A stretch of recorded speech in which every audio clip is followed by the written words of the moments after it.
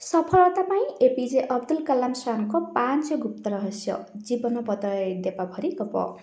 ଏକ ଛୋଟ ଗ୍ରାମରୁ ଆସି ଏକ ବିଶ୍ୱପ୍ରସିଦ୍ଧ ବୈଜ୍ଞାନିକ, ମିସାଇଲ ମ୍ୟାନ୍ ଏବଂ ଭାରତର ରାଷ୍ଟ୍ରପତି ହେବା ଏହା କେମିତି ସମ୍ଭବ? ଏପିଜେ ଅବଦୁଲ କଲାମ ସାରଙ୍କ ସଫଳତା ରହସ୍ୟ ଏବେ ଆପଣଙ୍କ ଜୀବନ ମଧ୍ୟ ପରିବର୍ତ୍ତନ କରିପାରିବ। ଏଭଳି ଏକ ଜୀବନ କହିବାକୁ ଲୋକେ ବିଶ୍ୱାସ କରିପାରିବେ କି?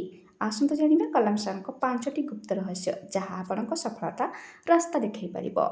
ପ୍ରଥମତଃ ବଡ଼ ସ୍ୱପ୍ନ ଦେଖନ୍ତୁ। କଲାମ ସାର୍ କହିଥିଲେ, ସ୍ୱପ୍ନ ଏହା ନୁହେଁ ଯାହା ଘୁମ୍ରେ ଦେଖିବେ, ବରଂ ଏହା ହେଉଛି ଯାହା ଆପଣଙ୍କୁ ଘୁମ୍ରୁ ଜାଗାଇ ଦିଏ।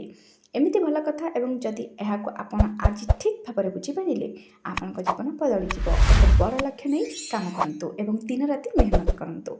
ଦ୍ୱିତୀୟତଃ, ଜୀବନରେ କେବେ ଅଟକି ରୁହନ୍ତୁ ନାହିଁ। ଯଦି ଆପଣ ବିଶ୍ୱାସ କରନ୍ତି ଯେ ଆପଣ ପଢ଼ିଲେ ସବୁ ଜାଣିସାରିଲେ, ତାହେଲେ ଏହା ଏକ ବଡ଼ ଭୁଲ। ଜୀବନ ହେଉଛି ନିରନ୍ତର ଶିଖିବାର ଯାତ୍ରା। ନିଜକୁ ନୂଆ ଜ୍ଞାନରେ ଅପଡେଟ୍ କରନ୍ତୁ, ନହେଲେ ଜଗତ ଆପଣଙ୍କୁ ଛାଡ଼ି ଚାଲିଯିବ। ତୃତୀୟତଃ, ବିଫଳତାକୁ ଭୟ କରନ୍ତୁ ନାହିଁ। କଲାମ ସାରଙ୍କ ପ୍ରଥମ ଅନ୍ତରୀକ୍ଷ ମିଶନ SLV-3 ଅସଫଳ ହୋଇଥିଲା।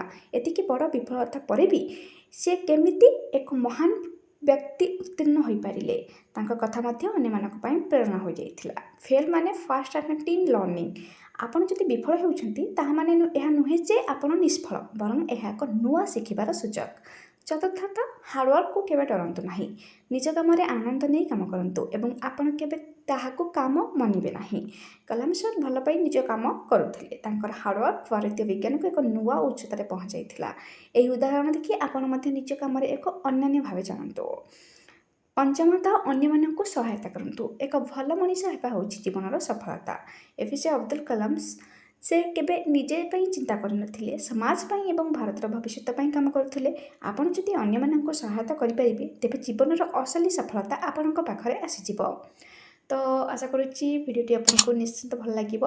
ଏହି ଭିଡ଼ିଓଟିକୁ ଲାଇକ୍ କରନ୍ତୁ, ସେୟାର କରନ୍ତୁ ଏବଂ ଚ୍ୟାନେଲକୁ ସବସ୍କ୍ରାଇବ୍ କରନ୍ତୁ, ଯେମିତିକି ଏହିପରିକା ଇନ୍ସପାୟାରିଂ ଭିଡ଼ିଓ ଆପଣଙ୍କ ପାଖରେ ପହଞ୍ଚି ପାରିବ। ଜୟ ଜଗନ୍ନାଥ।